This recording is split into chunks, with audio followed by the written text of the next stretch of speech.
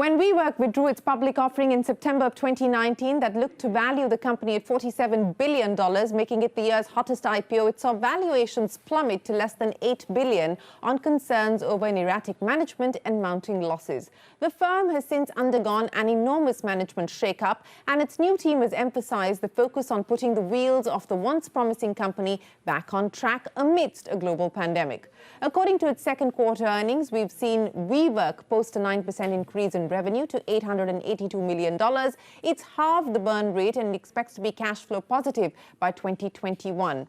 Enterprise companies now represent 48% of its over 6 lakh memberships and account for more than 50% of WeWork's core revenue for the first time in Q2 of 2020. So while the company is confident of a recovery, the street is not yet convinced. Rating agency Fitch has downgraded the co-working giant's rating regarding its ability to pay long-term debt to CCC, indicating a substantial credit risk where default is a real possibility. In a scenario where demand is structurally lower, Fitch sees WeWork as potentially requiring additional liquidity sources inclusive of and beyond SoftBank's financing commitment. A better case scenario by Fitch sees WeWork's cash burn rate come in at about $900 million in 2021 and then reduce enough during the next year for the company to enjoy moderately positive free cash flow in 2022. So the question is, how do you sell shared space at a time when people are still hesitant to return to work? And what does the road to profitability look like for WeWork in a post-COVID world? Hello and welcome to Young Turks, India's longest-running show on startups and entrepreneurship. I'm Shireen Bhan, and joining me today for the CNBC TV 18 exclusive are Sandeep Mathrani, the CEO of WeWork Global, and the man steering one of the company's key markets, Karan Virwani, the CEO of WeWork India. Gentlemen, thanks very much for joining us on this special show. Sandeep, let me start by asking you about the outlook for WeWork in a post-COVID world. You know, we read out a whole bunch of numbers. We put out the outlook that Fitch has put out, which has concerns about a default risk. But let me ask you, given where we find ourselves today with global growth, seeing some signs of stability, some signs of recovery, but once again a spike in COVID cases across the US and Europe, what's the outlook? So Shireen, thank you for having me on the show. And let me first sort of focus on the Fitch results. I mean, we can always focus on the facts of what it said was that effectively we are the best positioned to navigate through COVID. Went on to say that we will not use the $1.1 billion of additional SoftBank financing that we secured at the end of the second quarter. And as you did say, it also says we would be cash flow positive in 2022. So overall, it was really a reflection of the industry, which includes office, not really a reflection on WeWork individually. The second is, you know, if you look at our balance sheet, you know, we ended the Q2 with almost $4 billion of liquidity. Very soon, we're going to announce our third quarter results, and we will demonstrate how we end this year, you know, with substantial liquidity, and actually we don't even intend in 2021 to use the original $2.2 billion of liquidity that SoftBank provided. And so we find ourselves in a fantastically positive financial position. COVID has had its, the positives and negatives. Positives of COVID has been it allowed me to streamline the company. We've cut about $1.6 billion of SG&A and operational expenses from the company, which allows us to lower the hurdle rate from a revenue perspective to be profitable. We've been able to streamline our real estate portfolio. And most so in the months of June, July, and September, our leasing activity has equated to what it was in March, which is pre-pandemic. And the reason for that is we offer three things. We offer enterprise tenants the ability to de-densify in this COVID environment, to provide social distancing, to provide better sanitization and obviously better ventilation. We allow them to consolidate their businesses because their own needs have now gotten reduced. And thirdly, we're the ideal solution for a hub and spoke model for them. And our key mantra is effectively flexibility, right? So we are an incredibly flexible solution from time, space. You can flex up, flex down. extend the contract to any period of time. And then lastly, I would say COVID allowed us to come up with a new product called All Access on Demand, where we can now rent space by the hour, by the day, by the week, by the month, allowing people the respite they need from working from home.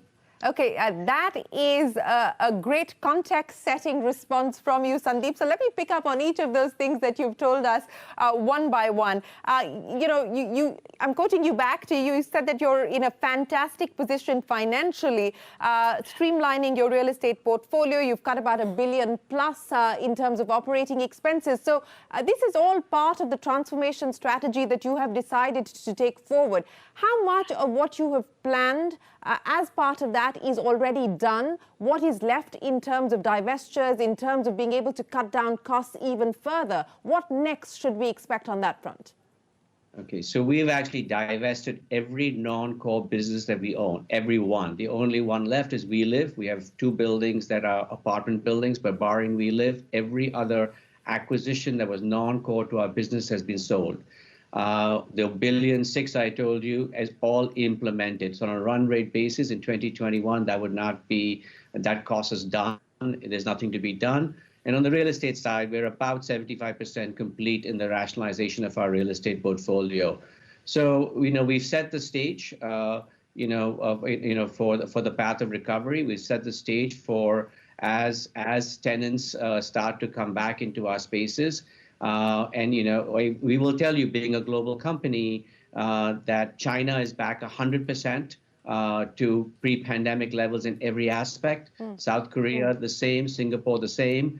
As a matter of fact, before the spike in France, France was back 83%. Germany was back 70+%. Italy was back 70+%. So, this is we have to adapt to a behavioral change, we're starting to see, even in New York City, where I'm headquartered, the traffic increases on a daily basis. And it's, every institution and business leaders, the banks, have already told their employees to start to return to work. And we're starting to see that positive impact. And as they come to work, as I said, their own premises are not suited for de-densification because they themselves are fairly dense, and we become this automatic solution for de-densification of their premises. So, look, it's going to be a dog fight, but we're up for the yes, challenge. I can see that you certainly are up for it. And I will get to the de-densification and the flexibility that you're hoping to capitalize on in a second and get Karan to weigh in on that as well. But, since you talked about China, and you said that you're back to pre-COVID levels as far as China is concerned, why is it that you're selling control of the China division to one of your investors, Trustbridge Partners? Why that decision? Well, we sold down our interest from 60% to circa 17-18%. To get to a path to profitability, it requires about $100 million investment. We thought our capital was better spent, quite honestly, in investing in India, which we gave WeWork India $100 million. So it was a trade. Do we sell some of China to get some of India? That was a trade. We felt that was a good trade. And again, we have the rights in almost all our relationships that if we do, when we do go into an IPO, we get a chance to roll up the entire entity. So even though we have sold our interest, when WeWork Global goes public, we can roll up the entire China entity into WeWork Global. So we felt it was a win-win situation. Okay, I'm going to come back to going public in a bit, but since this trade is being done between India and China, let me get Karan into the conversation. So Karan, the $100 million that's come your way, I would imagine that you're going to have to put it to work and good work at that. So what's the story looking like as far as India is concerned, given the fact that we're in the midst of fairly aggressive unlock at this point in time? How is business looking? Yeah. Firstly, thank you for having me, and it's good to always connect with you, Shireen. Just going off what Sandeep said, and I think India is a good testament of how this model can work, right? For the first 3-4 months of this year, we were actually profitable at an EBITDA level. And then COVID, obviously impacted it and has pushed it out to early next year. So what we've been able to do is very similar to what we're doing globally, is to look at the cost structure and be able to cut out a lot of that fat, so that we're able to get to that point as soon as possible. We're also looking at a reorg of the existing portfolio when it comes to a real estate perspective.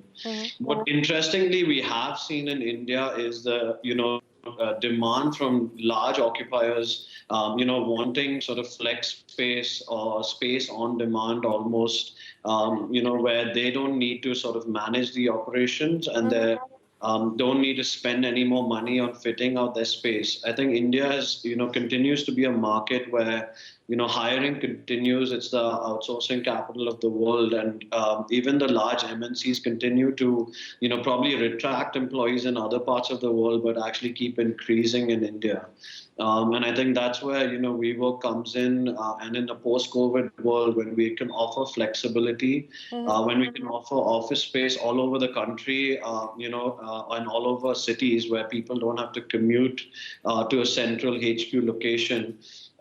This is what a lot of large MNCs are now coming to us and speaking to us about, is how can I consolidate my portfolio across the country all into WeWork? How do I get rid of like some of my fixed costs that I'm holding from a lease perspective, make it variable? And also, how do I give my employees, the ability to leave their homes that are small, that are, not equipped with high-speed internet or the infrastructure to work over many months, at home? How can I give them the infrastructure of, the WeWork offices whenever they need it? And I think that's thing that we are looking to, roll out now, which is the all access on demand product. So I think, in a post-COVID world, like you said, as India starts to unlock, we see that the flexible workspace providers, and especially us, with a large footprint and spanning across the entire country, will actually benefit hugely from this mindset change that all companies are having, right now across the world.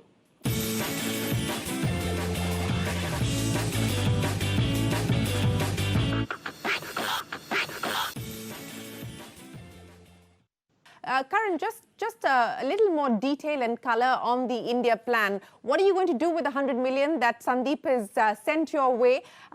Secondly, in terms of expansion, you've got, about 6 cities currently, 40,000 members. What's the outlook looking like from here on? So, from a growth perspective, we are using this as an opportunity to actually try to, explore and lock in an asset-light model for, future expansion, where we're seeing a lot of landlords, especially, who have this vacant space coming up and want this operator model. So from a cash perspective, to be honest, right now we're trying to keep as much of it with us as possible and not actually spend a lot of that cash. In fact, trying to cut down costs a little bit more. What we did do with that capital, a lot of it actually went to pay a lot of our partners and vendors that have helped us over our growth over the last 3 years, and we were able to give them liquidity in a time where they were struggling a lot, and I think that's gone a long way, and we've built very strong relationships with these vendors now for the future, and they're able to they're actually delivering some space for us currently. So we do have some space rollouts in the next few months. We actually have one building that's launching in the middle of next month, where we've signed a large bank for almost 80% of that building. Going to get delivered in the middle of November. We're also currently speaking to a few large enterprises for complete managed office spaces. This is a pretty large amount of space, over 100,000 square foot of space. So I think we're going to look at a lot more back-to-back type of growth, and not as much speculative growth as we were doing in the past, or in fact no speculative growth for at least the next 12 months. We actually hit the point of profitability, which we see is pretty close. I would imagine that that's the mantra globally as well, isn't it, Sandeep? No speculative growth, back to the basics. That's the plan. But what's the outlook in terms of collections at this point in time, in terms of occupancies as well? So we did see, some churn out of our smaller members, which is honestly the nature of our business. It was a month-to-month, flexible workspace providers, and when business is low, the whole idea was that you can actually stop, or pause your membership. So we've seen, some of that, especially from the SMEs. But for India, I think from the start of our journey, we've been very heavy on an enterprise perspective. Right now, close to about 65 to 67% of our portfolio is actually enterprise. Right. That continue to pay us, and these are largely MNCs. Who continue to hold space with us. In fact, for a lot of them, we continue to run their data servers and the IT racks and things like that in the buildings, and some of them actually have employees coming and working even through this time. So from a collection perspective, we've actually collected almost 97%. Of our membership fees since the time of lockdown. There has been some delay, but I think we've also worked with our members as partners to try to give them, some concessions to help ease out the cash flow for the short term, so that we get the benefit in the long term. Right. That renegotiation is something that we are seeing. But Sandeep, let me talk to you about why you believe that COVID is actually going to be a sort of a lever for WeWork, so to speak, because you talked about de-densifying, you talked about flexible workspaces. Are there specific sectors that you believe this model is going to work better for, whether it's hub and spoke or the new products that you hope to launch? Where do you believe that this is going to find most traction? Let me just first, enhance on what something Karan said and what we see. This work from home phenomena is actually very good for places like India. And the reason for that is, if you're going to not be in Mountain View or not be in the East Bay Area, the Bay Area, in California, and you're going to work from a spoke somewhere else in Portland, Oregon, or Denver, you might as well work from Mumbai, right? So this is actually going to be very good for the India business. My view is because it actually will prove the thesis that you can work from anywhere. So our confidence level, as we look now at the demand from MNCs in India and how they see it will come to play. And of course, India has a very advantageous cost structure, and so this has taught us a lot. Now, take that one step further. That then on the state side says you don't need these mega headquarters. You need collaboration hubs and you need spokes. And so when you go to collaboration hubs, that could be owned and operated by companies, but very often the spokes, are going to be held by flexible space providers. Again, we have about 800 locations globally in 140 cities. So we have a clear advantage of being that global player.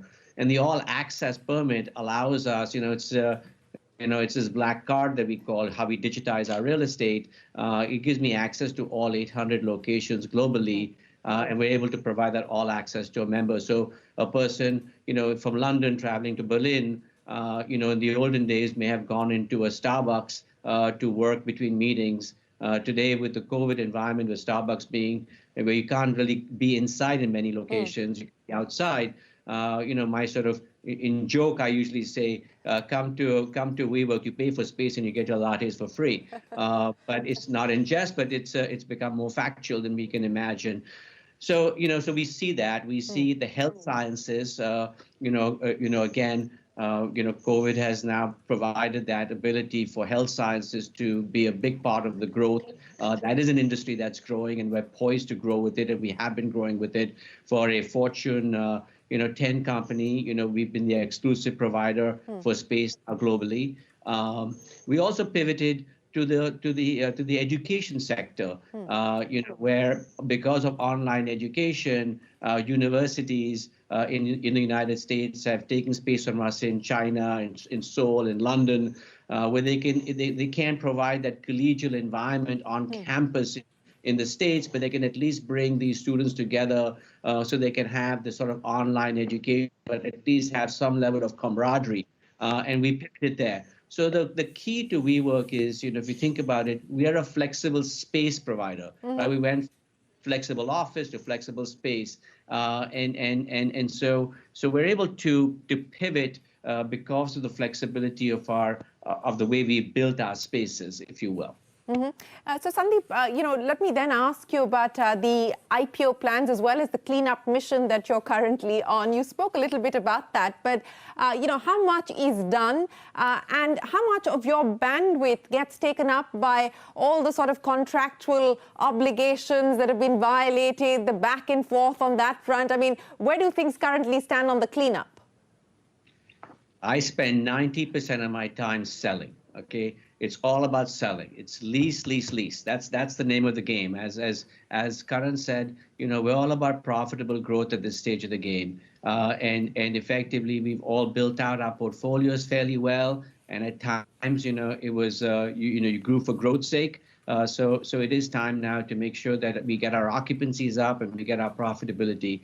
So I spend most of my time streamlining the organization, and quite honestly, that noise that you hear it doesn't involve WeWork at all. It is a non-WeWork issue, and so we're very focused on our core business. And this is not my first time at the rodeo, so hopefully this one I can ride into the sunset.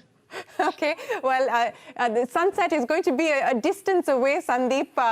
Not just yet, but on that, do you feel confident, given where you are, that you will be able to turn a profitable venture, at some point next year? That's the outlook that you held out. That's the outlook that the chairman held out as well. Yes, we feel, again, we feel fairly confident that. Next year, we would be profitable. All indications right now, based upon our revenue backlog, based upon the pipeline that we see, we see a path to profitability. And resurrecting the aborted IPO?